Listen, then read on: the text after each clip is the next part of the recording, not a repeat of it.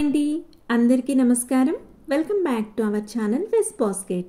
నేను మీ స్వాతిశ్రీ. వెజ్ బాస్కెట్లో ఈరోజు నేను ఎన్నో ఆరోగ్య ప్రయోజనాలు ఉన్న గంగవాయిల కూరను ఎంతో ఈజీగా ఎంతో టేస్టీగా ఏ విధంగా తయారు చేసుకోవచ్చో తయారు చేసి చూపించిపోతున్నానండి. ఈ కూర అన్నంలోకే కాకుండా రోటీలోకి చపాతీలోకి కూడా ఎంతో టేస్టీగా ఉంటుందండి. ఎంతో కమ్మగా ఉండే ఈ కూరను పిల్లలు కూడా ఎంతో ఇష్టంగా తింటారు. ముందుగా ఈ కూర తయారీ కోసం ఇక్కడ నేను 10 కట్టలు గంగవాయిల కూర తీసుకున్నానండి. ఈ ఆకుకూర పొలాల గట్ల మీద చాలా ఈజీగా పెరుగుతుందండి. గంగవాయిల కూర రుచికి పుల్లగా మంచి సువాసనను కలిగి ఉంటుందండి. ఈ కూరలో అధికంగా ఒమేగా 3 ఫ్యాటీ యాసిడ్స్ ఉండడం వల్ల గుండె ఆరోగ్యానికి ఎంతో మంచిదండి. అలాగే కాల్షియం ఎక్కువగా ఉండటం వల్ల ఎముకల ఆరోగ్యానికి చాలా మంచిదండి. ఏదో ఒక్కసారి కాకుండా తరచుగా ఆహారంలో తీసుకోవటం వల్ల ఎన్నో ఆరోగ్య ప్రయోజనాలను ఈ కూర ద్వారా పొందొచ్చండి. ఈ ఆకుకూరను లేతగా ఉన్న కాడ భాగాల వరకు విడతీసుకొని పెట్టుకోవాలండి. ఇలా విడతీసుకున్న ఆకుకూరను నీటితో శుభ్రంగా కడగాలండి. ఆకుకూరలో మట్టి ఎక్కువగా ఉంటుంది కాబట్టి నీరు శుభ్రంగా వచ్చే వరకు ఆకుకూరను కడగాలండి. ఆకుకూరను ఎప్పుడూ కూడా సన్నగా తరగక ముందే కడగాలండి. సన్నగా తరిగిన తర్వాత ఆకుకూరను కడిగితే అందులో ఉన్న పోషకాలు నీటి ద్వారా బయటికి వెళ్ళిపోతాయండి. ఇలా శుభ్రంగా కడిగిన ఆకుకూరను ఒక చిల్లుల గిన్నెలోకి వేసుకొని పెట్టుకోవాలండి. ఎక్స్ట్రా వాటర్ ఏమన్నా ఉంటే బయటికి పోతాయి. ఇప్పుడు ఒక గిన్నె తీసుకొని అందులోకి కొద్దిగా పచ్చిశనగపప్పును తీసుకొని శుభ్రంగా కడిగి పచ్చిశనగపప్పును పావు గంట నుండి అర్ధగంట సేపు నానబెట్టుకోవాలండి.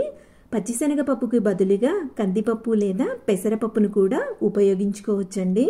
ఈ పచ్చిశనగపప్పు నానేలోపు ఆకుకూరను సన్నగా తరిగి పెట్టుకోవాలండి. ఇక్కడ ఒకదాని మీద ఒకటి పేర్చుకుంటూ ఆకుకూరను సన్నగా తరగాలండి. కొద్దిమందికి ఆకుకూరలో ఆకులు పెద్దగా కనిపిస్తే అంతగా నచ్చదండి. అలాంటి వారు సన్నగా కట్ చేసుకోవాలి. ఎలా ఉన్నా తింటాము అనుకునేవారు కొంచెం పెద్దగా అయినా కూడా కట్ చేసుకోవచ్చండి. ఇప్పుడు కూర తయారీ కోసం స్టవ్ ఆన్ చేసుకొని ఒక కడాయి పెట్టుకొని అందులోకి 3 టేబుల్ స్పూన్ల ఆయిల్ను వేసుకోవాలండి.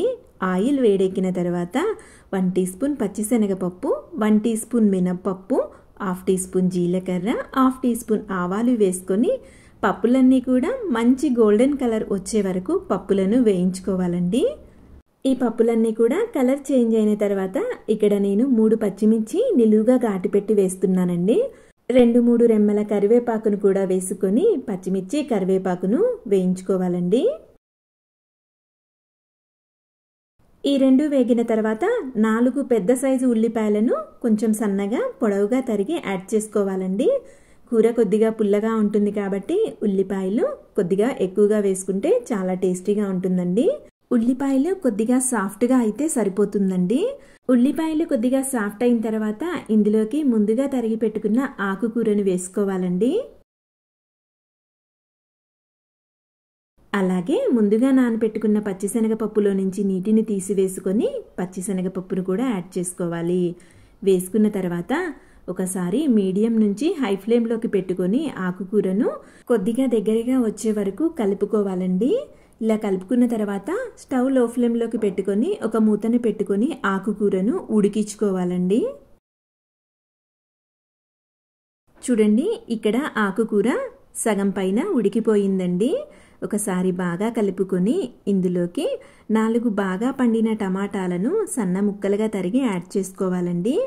ఆకుకూర పుల్లగా ఉంటుంది కాబట్టి కొద్దిగా హైబ్రిడ్ టమాటాలు యాడ్ చేసుకుంటే చాలా టేస్టీగా ఉంటుందండి. పుల్లదనం ఎక్కువగా ఇష్టపడేవారు నాటు టమాటాలను కూడా ఉపయోగించుకోవచ్చండి. టమాటా ముక్కలు బాగా కలిసేటట్టు ఒకసారి బాగా కలుపుకొని మూత పెట్టుకొని టమాటా ముక్కలు మెత్తగా అయ్యే వరకు మధ్య మధ్యలో కలుపుతూ ఉడికించుకోవాలండి. చూడండి, ఇక్కడ టమాటా ముక్కలు మెత్తగా అయిపోయాయి.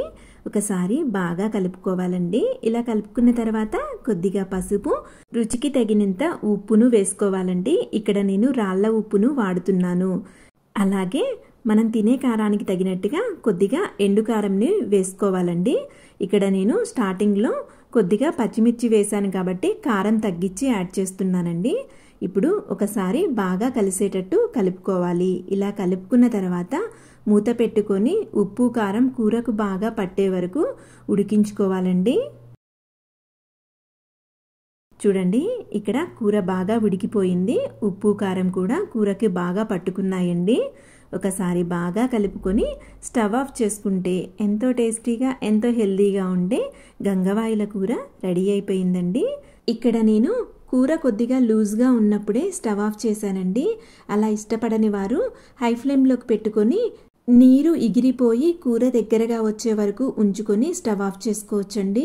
రెసిపీ నచ్చితే లైక్ చేయండి, షేర్ చేయండి, కమెంట్ చేయండి. ఇటువంటి మరిన్ని వీడియోస్ కోసం నా ఛానల్ను తప్పకుండా సబ్స్క్రైబ్ చేసుకోండి. Thank you for watching.